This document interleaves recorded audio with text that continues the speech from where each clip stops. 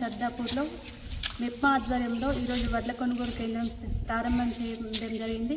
ఈ ప్రారంభానికి విచ్చేసిన మన వైస్ చైర్మన్, డైరెక్టర్లు మరియు రైతులు, హమాలీలు మరియు ఏఎంసీ కార్యదర్శి గారు, అలాగే సిబ్బందికి అందరికీ నా యొక్క ధన్యవాదాలు తెలియజేస్తున్నాను.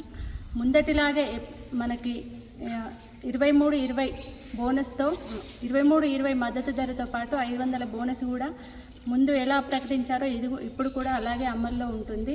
దయచేసి మీరు రైతులెవరూ దళాలను నమ్మి మోసపోవద్దని తెలియజేస్తున్నాను. మీది పోయినసారి ఎలాగైతే చివరి వరకు ప్రతి గింజ ప్రభుత్వం కొనుగోలు చేసిందో ఇప్పుడు కూడా అలాగే కొనుగోలు చేస్తుంది.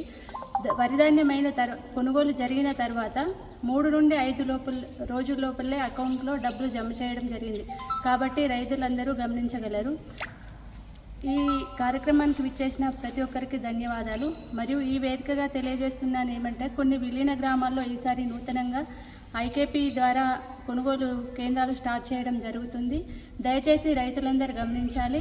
ఎవరైతే రోడ్లపైన ధాన్యం ఆరబోసే వాళ్ళు ఉన్నారో అది మానుకొని ఎక్కడ సెంటర్లు నిర్ణయించారో ఆ సెంటర్లోనే ధాన్యం ఆరబోయాలని చెప్తున్నాను.